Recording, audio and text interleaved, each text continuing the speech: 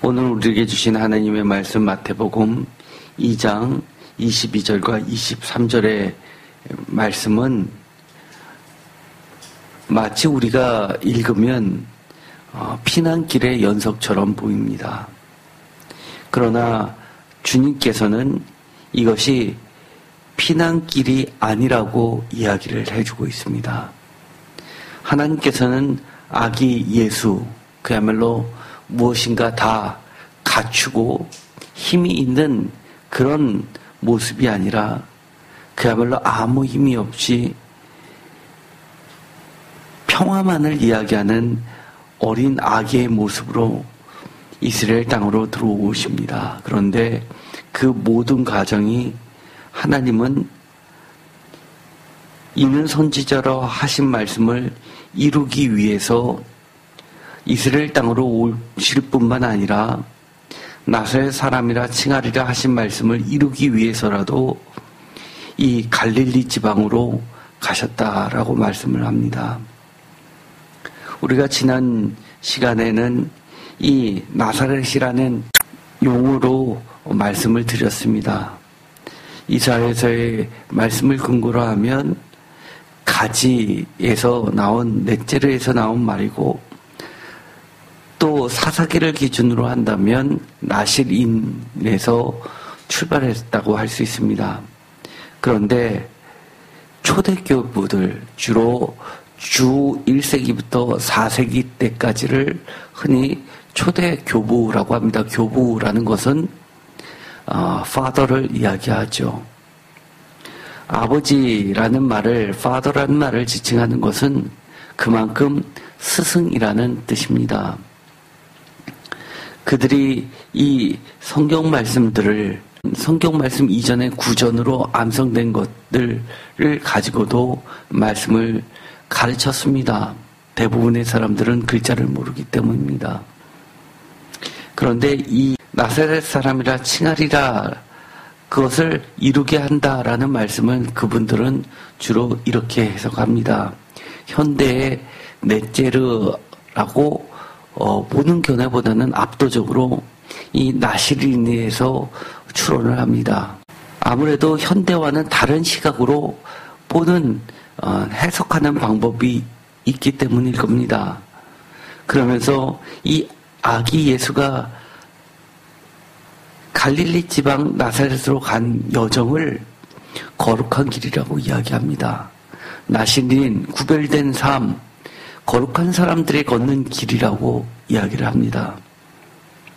그러면서 하나님께서 아들 예수를 통해서 어린 아기부터 시작하신 그 길, 그것은 바로 거룩함의 길이었다고 이야기를 하고 이는 선지자로 하신 말씀에 나사렛 사람이라 칭하리라 하신 말씀을 이룬다라는 그 뜻조차도 우리 오늘날 구약 성경에는 전에 내려오지 않지만 그것을 구체적으로 이사야서라고 이야기하지도 않고 사무엘서라고 이야기도 하지 않는 뭉뚱그려서 이는 선지자로라고 하는 그 구절에 초점을 맞추고 있습니다. 그러면서 이것은 어느 구체적인 선지자의 글을 이야기한다기보다는 모든 선지자의 공통된 특징, 바로 거룩한 말씀을 전하는 거룩한 이들의 여정이라고 보고 있기 때문입니다. 어둠에 있었던 버림받은 자들이 그리고 멸시받았던 자들이 다시 하나님의 거룩한 백성으로 불려지는 순간이라고 이야기를 합니다.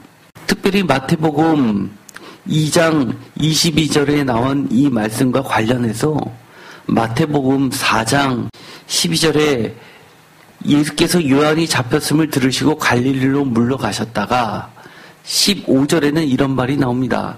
스불론 땅과 납달리 땅과 요단강 저편 해변길과 이방의 갈릴리여라고 하면서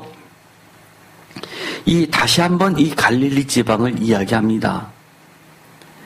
그런데 이 갈릴리라는 지형을 보면 매우 독특합니다. 이 갈릴리 지역은 사실은 스불론 지파와 납달리 지파와 아셀 지파가 다 연결되어 있는 지역입니다. 특별히 구약에서는 스불론 지파에 해당하는 여호수아서의 땅 분배를 할 때 나왔던 지명이 가드 헤벨이라는 지역입니다. 가드 헤벨을 기점으로 해서 좀 더 위쪽은 납달리 지파에 들어가고 그리고 아래쪽은 스불론 지파에 들어가게 됩니다.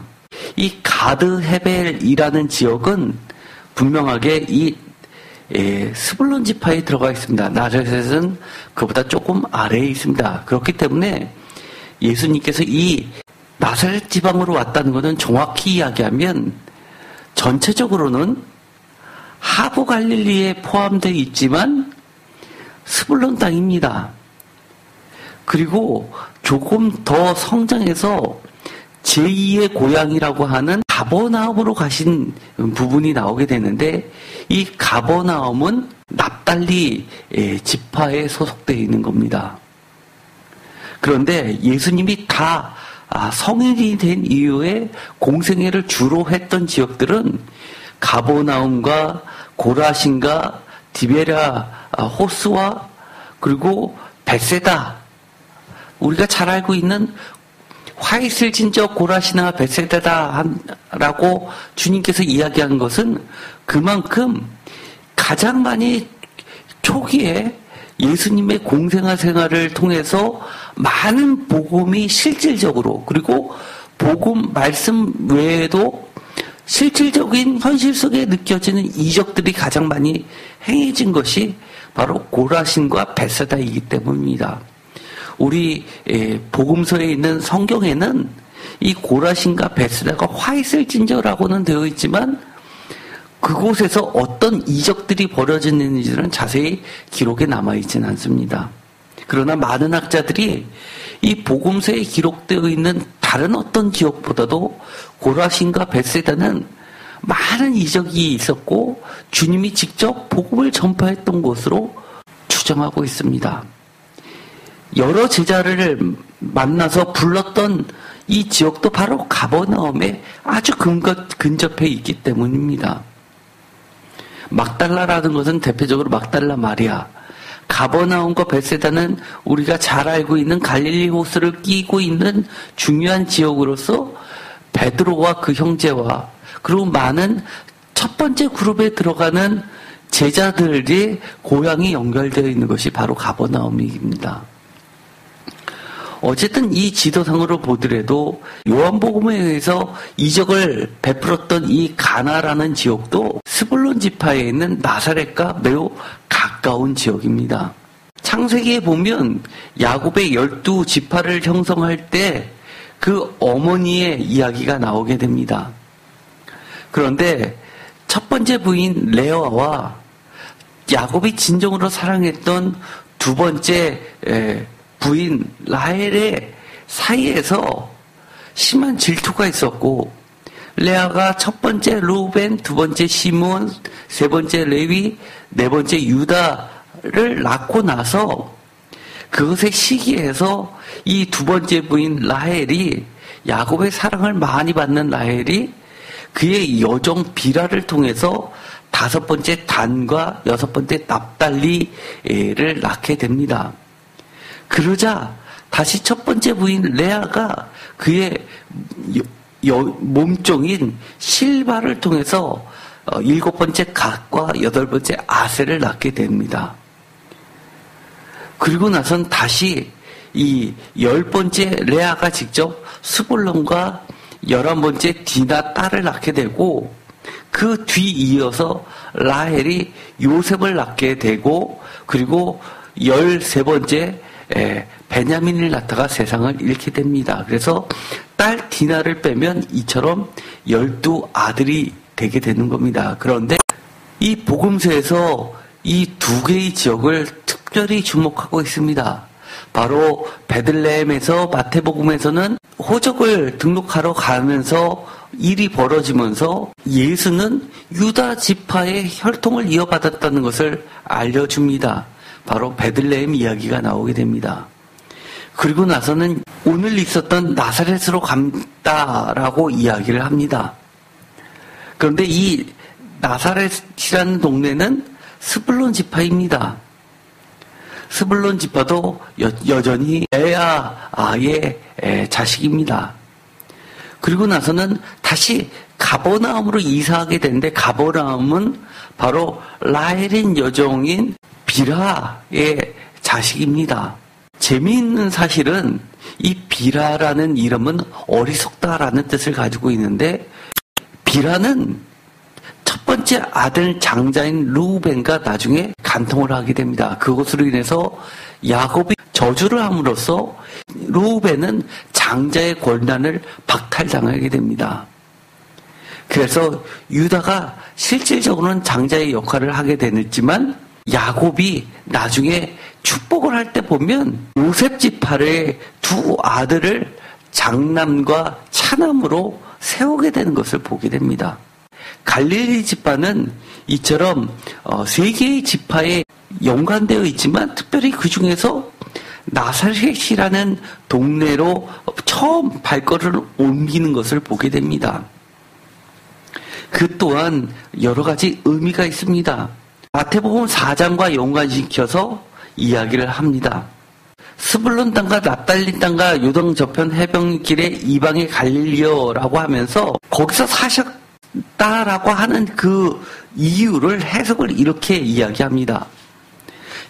4장 16절에 흑암에 앉은 백성이 큰 빛을 보았고 사망의 땅과 그늘에 앉은 자들에게 빛이 비쳤도다라고 이야기를 해주고 있습니다. 무엇인가 어둠의 땅이었고 흑암이었는데 그들에게 하나님의 빛이, 의로운 빛이 비춰졌다는 이야기를 하고 있는 겁니다. 특별히 이 스불론 땅은 상당히 북쪽에 있었기 때문에 직접적으로 1차적으로 어려움을 당하게 됩니다. 예를 들어서 아람에 쳐들어왔을 때도 공격의 대상이었습니다. 뿐만 아니라 열왕기하 15장 29절에 보면 이스라엘은 베가 때는 아스로왕 디글랏 빌레셋이 왔을 때 바로 국경을 접하고 있었기 때문에 제일 먼저 패하게 되고, 갈릴리와 납달리 온 땅을 점령당하고 나서 그 백성들이 사로잡혀서 아수르로 끌려가는 슬픈 역사를 가지고 있습니다. 외적에 의한 것은 그럴 수도 있지만 더 슬픈 것은 열왕기상 9장 11절에 보면 이 솔로몬이 예루살렘 성전을 짓고 나서 왕 히람에게 많은 빚을 지게 됩니다. 건축 자재부터 시작해서, 그리고 기술자를 시작해서 너무나 건축에 들어가는 빚을 지게 되는데, 거기다 엎친 격에 이 궁전을 솔로몬 성전보다 2배나 크게 짓고 나서 그것에 대한 빚을 다 채무를 갚지 못하자 갈릴리 땅 성읍 22곳을 그 빚을 갚는 데 쓰고 그들을, 그 땅을 내어주는 슬픈 역사도 갖고 있습니다. 나사렛이라고 하는 것은 한마디로 이야기해서 멸시받는 것에 대한 대명사가 되었습니다. 요한복음에 보면 갈릴리에서 무슨 선한 일이 날 수 있겠느냐라고 조롱조롱 이야기하는 것도, 이 갈릴리 땅은 그야말로 멸시받는 것의 대명사가 되고 있는 겁니다. 여선지자 드보라 이 사건 때도 그의 군대 장관이 나오게 되는데 바락입니다. 그런데 이 바락이 스불론 지파 사람입니다. 그 정도로 용맹을 떨쳤습니다. 그리고 사사기 때 보면 스불론 지파의 출신의 사사도 등장합니다. 그런 혁혁한 공을 세웠음에도 불구하고 그들은 많은 외적의 침입을 통해서 결국은 이방인의 땅이 돼버리고 피도 섞이게 돼서 이스라엘 사람들로부터 심한 멸시를 받고 있었던 겁니다. 스불론 땅 사람들은 원래는 매우 용맹했고, 이스라엘뿐만 아니라 남유다까지도 그들 때문에 그 스불론 지파의 우산 역할을 톡톡히 혜택을 받음에도 불구하고 이처럼 실질적인 것은 멸시를 받아왔습니다. 그러면서 이사야서에서는 그들을 위로하는 말이 나오게 되는 겁니다. 오늘의 본문 마태복음 2장 마지막 두 절을 통해서 아기 예수의 행적은 끝이 나지만 이 평화를 상징하는 이 아기 예수가 그들에게 찾아가심으로써 참된 빛을 비춰주시고 그들에게 참된 평화를 주시는 거룩한 여정으로 그려내고 있는 겁니다. 그들은 끊임없이 창과 칼로서 핍박을 받았다면 아기 예수는 칼과 창도 들 수 없는 평화의 상징으로서 그들을 치유하시는 모습으로 나오게 됩니다. 그래서 초대교부들은 이렇게 아기 예수의 피난 여정을 해석하고 있습니다. 아기 예수는 도망다닌 것이 아니라 오히려 애굽으로 갈 때도 그렇고 다시금 이스라엘 땅으로 돌아올 때도 그 부모인 마리아와 요셉을 보호해줬다라고 거꾸로 해석하고 있습니다. 물론 이것은 현대 학자들은 그 해석을 따르고 있지 않지만 예수님 시대와 가장 근접해 있던 1세기에서 4세기 때까지의 초대 교부들은 쉽게 말해서 초대 교부라고 하는 것은 예수님의 12제자의 직속 제자들에 해당하는 것들입니다. 그런 사람들은 오히려 아기 예수가 그들을 지켜주는 역할을 했다라고까지도 이야기를 합니다. 아기 예수가 걸어갔던 그 피난의 길은 도망가는 길이 아니라 오히려 거룩한 여정이었다는 겁니다.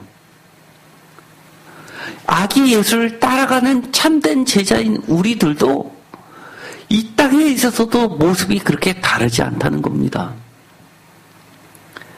세상의 악한 왕들이 우리 성도들을 괴롭히고 두려움에 떨게 만들지만 세상 사람들의 눈에 보았을 때는 우리 성도들의 여정은 도망다니는 피난의 길일지는 모르지만 하나님의